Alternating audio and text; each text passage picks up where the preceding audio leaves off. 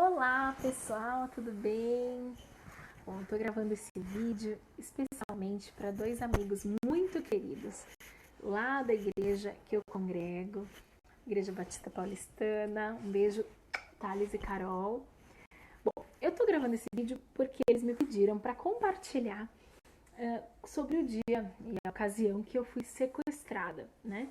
E eu resolvi gravar esse vídeo porque eu tenho certeza absoluta de que todas as experiências que a gente vive têm o objetivo de se tornar experiências para revelar a glória de Deus em nossas vidas. E principalmente situações difíceis, né, desafiadoras, elas têm esse objetivo. Estou usando aqui um fone de ouvido para melhorar o áudio do vídeo, né, para que vocês possam ouvir bem certinho em qualquer plataforma que vocês estiverem ouvindo, tá bom? Bom, pode ser que algumas coisas você se identifique, pode ser que tenha coisas que você concorde, outras não. Então você pode comentar aqui embaixo depois, deixar a sua opinião sobre a minha história real. Ela já faz algum tempo e eu quero registrar esse período, esse momento, né, para que Deus realmente seja engrandecido através desse testemunho, dessa situação na minha vida. Bom, primeiramente, todo mundo que passou por uma situação de sequestro, uma situação de segurança, geralmente sente que ficou traumatizado, passou por uma situação bastante dolorida e demora um tempo para se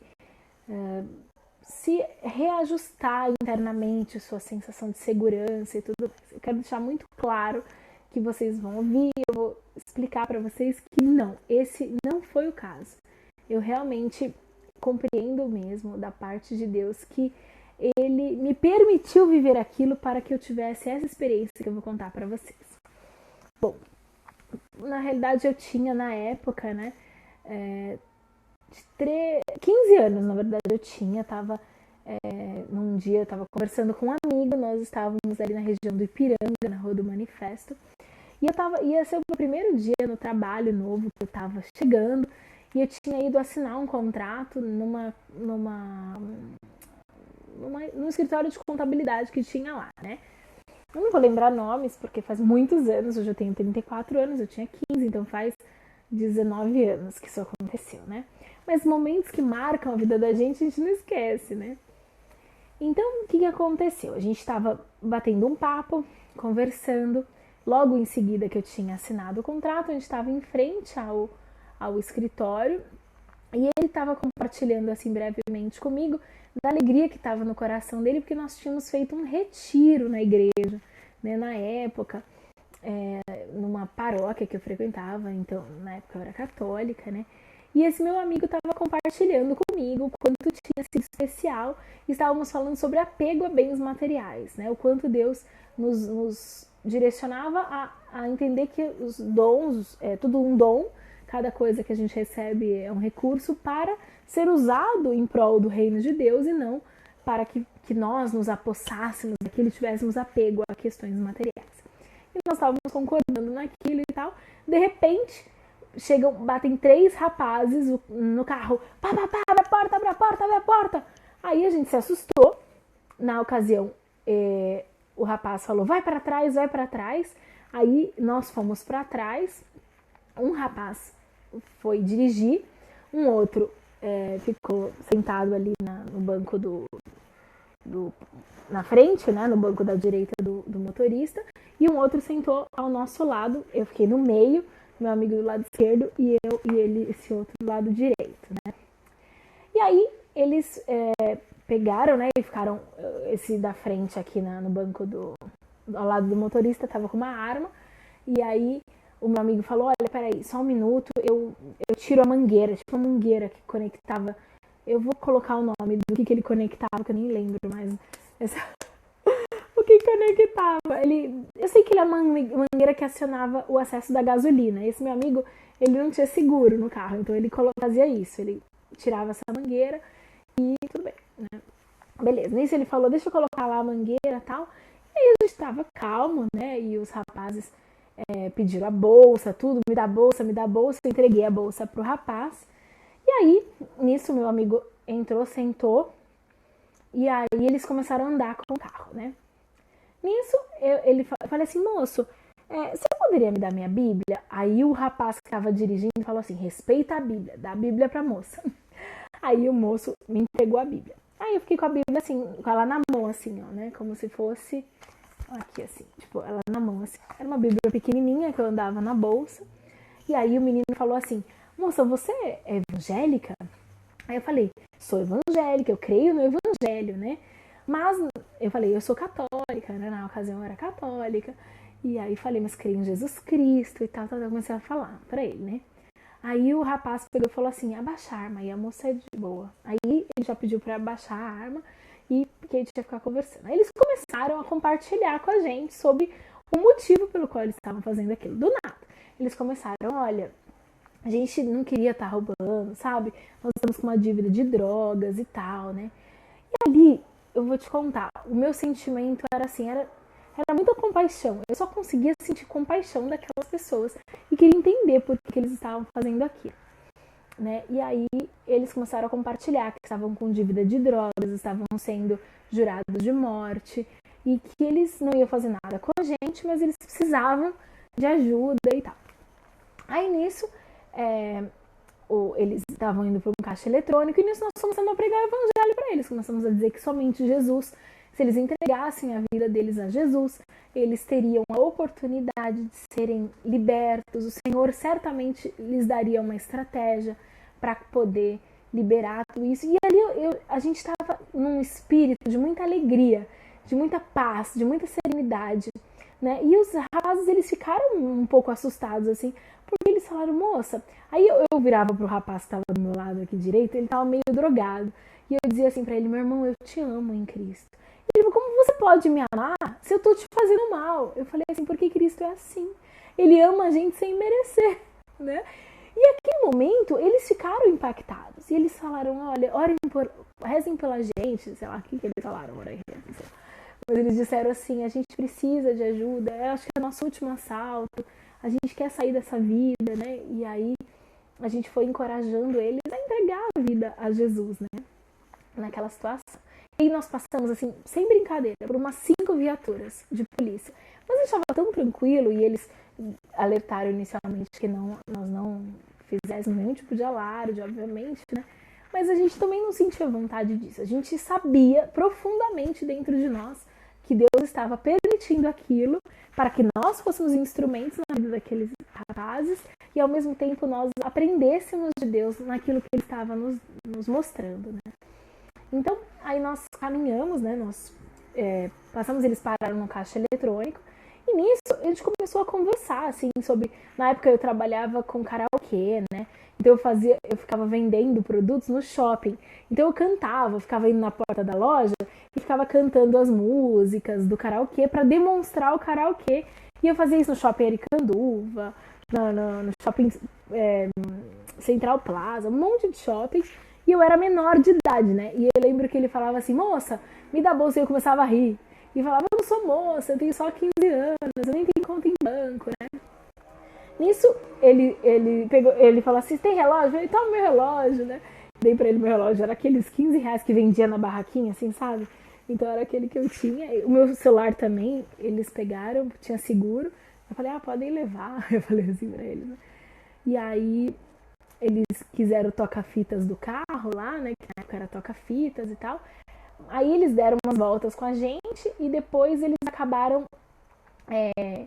Assim, bem resumidamente, os pontos mais importantes foram esses, né? Até pra não ficar muito longo o vídeo.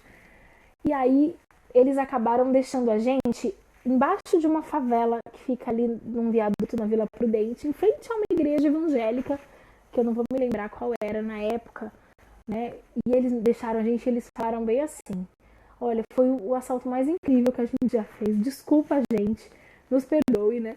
Eles acabaram roubando, na época, 300 reais do meu amigo, né? Eles foram no caixa eletrônico. Alguma coisa aconteceu ali no caixa eletrônico que ele apertou lá 300 reais, saiu 300 reais. Mas meu amigo tinha muito mais dinheiro na conta na época. E aí, acabou sendo esse valor, uma circunstância assim, tal. Eles nos respeitaram muito, assim. Não fizeram nada de mal com a gente. E ali, quando eles deixaram a gente na frente dessa igreja evangélica, eles falaram assim... desculpem a gente, viu? Desculpa alguma coisa, vocês são incríveis, vocês são muito legais, foi o melhor assalto que a gente já fez. Mas uma pessoa falar isso pra você, o melhor assalto que eu já fiz. Mas ali, bom, aí quando eles saíram, né, eles deixaram a gente no carro, a hora que eles saíram do carro, aí a minha ficha caiu. Eu comecei a chorar, ai, que desespero, aí eu falei, né, fiquei desesperada, fui lá pra casa da época do meu namorado, e aí a gente depois foi fazer boletim, não sei se a gente fez boletim, acho que fez boletim de ocorrência na época, né?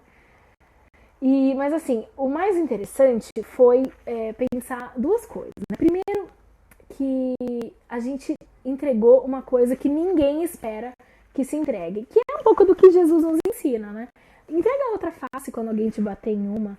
Tipo, alguém quer roubar uma túnica, dá outra, né? Então, é muito contra-intuitivo essa regra, o jeito que Jesus manda a gente agir em amor, né? Amar quem não merece, né? Se eu fui alvo da graça de Deus, fui perdoada, sem merecer, sem fazer nada, né? Eu que sou como Barrabás, nós somos como Barrabás. Nós não temos nenhum mérito para poder receber a libertação, mas a gente recebeu e Jesus pagou o preço da morte no meu lugar. Então, quando a gente compreende o tamanho do amor de Deus por nós, quando a gente experimenta essa graça, esse favor que não merecemos, é quando de fato a gente aprende a multiplicar essa graça, a impactar a vida das outras pessoas com a mesma graça. Então, naquele momento, eles conseguiram enxergar como é que ela me trata bem se eu estou fazendo mal para eles, né? E ali eu lembro claramente que o rapaz ele dizia o tempo todo assim, como pode? Eu falava, Jesus te ama e ele nesse momento me dá amor por você. E eu conheci aqui, eu falava conversando, e eu comecei a ministrar sobre ele, né? Nessa época. Inclusive, eu quero dizer isso pra vocês, porque muita gente acha, quem me conhece ou quem vai ver os outros vídeos do canal e vai ouvir meu testemunho e tal, vai achar assim, puxa, mas ela com 13 anos de idade conhecia Jesus com a mesma intensidade que ela conhece hoje. Puxa, mas o católico conhece Jesus desse jeito? Conhece, viu, gente? Então, assim, tem muita gente sincera no mundo, né? E as pessoas não têm que ficar rotulando as pessoas, né? A Igreja de Cristo é feita de pessoas que conhecem a Cristo. Então, eu sou muito defensora da unidade dos cristãos. Esse canal, inclusive, tem essa bandeira. E eu quero muito que você entenda, sim, que nós, como cristãos, somos irmãos, né? E há muito mais coisas que unem todos os cristãos do que o que separa. Então, é isso que a gente precisa olhar, né? Para essa oportunidade de compartilhar e de poder fazer as experiências que a gente teve se tornarem edificação para toda a Igreja de Cristo, né? Então, basicamente, eu quis mostrar isso, né, para vocês por meio desse testemunho, que quando a gente dá amor, né, ninguém responde, né, sem amor. O amor é algo tão lindo. Deus, o amor que vem de Deus, né, um amor que não é meritocrata, é um amor pela graça, né? Quando você dá amor para alguém que não merece, que espera que você o trate com ódio, com rispidez, e você dá amor, né? Um amor que não vem de você, mas passa por você, isso impacta o mundo, né? Eu ainda hoje, eu creio que essas pessoas tenham sido tocadas por Deus e que ali iniciou uma obra de salvação na vida deles, e que hoje, eu creio que eles não estejam mortos, mas que eles estejam aí na missão de Deus, na família de Deus. Eu não sei o nome deles, né? Mas eu oro pela vida deles, orei sempre naquela ocasião, né? E eu creio que Deus faz isso. Ele nos ensinou muito, inclusive, sobre apegos a coisas materiais, nos ensinou também sobre prudência, né? Não ficar conversando em nenhum lugar. Era uma faixa de 6:30 da tarde, acabado de começar a escurecer. Então, muitas coisas a gente aprende com as situações ruins da nossa vida. Então, vale essa experiência para você poder pensar assim, Deus, ele não me deixou passar por esse perigo, né, sem um propósito. Então, em Cristo nós estamos guardados verdadeiramente. Então, se você tem medo assim, de sair na rua, já aconteceu de você passar por sequestro, por assalto, isso te deixou traumatizado, eu quero te dizer o seguinte, meu irmão, que tudo que te acontece tem um propósito de te ensinar. Extraia dessa situação ruim, os aprendizados que você pode obter, consagre sua vida ao Senhor, saiba que ela não é sua, uma vez que ela pertence a Deus, você não pode mais perdê-la, então isso vai te deixar muito mais descansado e tranquilo nesse contexto. Então, é isso que eu desejo para você, que você possa experimentar essa graça de Deus, esse amor que supera todo entendimento também, né? E essa paz que é possível viver quando está no Espírito, né? Então, essa foi a minha experiência com o sequestro. E se você gostou, se você já viveu alguma situação semelhante, compartilha aqui embaixo com a gente, curte aqui esse vídeo e também compartilha com seus amigos, com pessoas que você crê que podem ser edificadas por esse conteúdo, tá bom? Estamos iniciando o nosso trabalho nas mídias sociais, então nos ajude a crescer. E eu desejo a Deus que abençoe a sua vida, da sua família, e até o próximo vídeo. Tchau!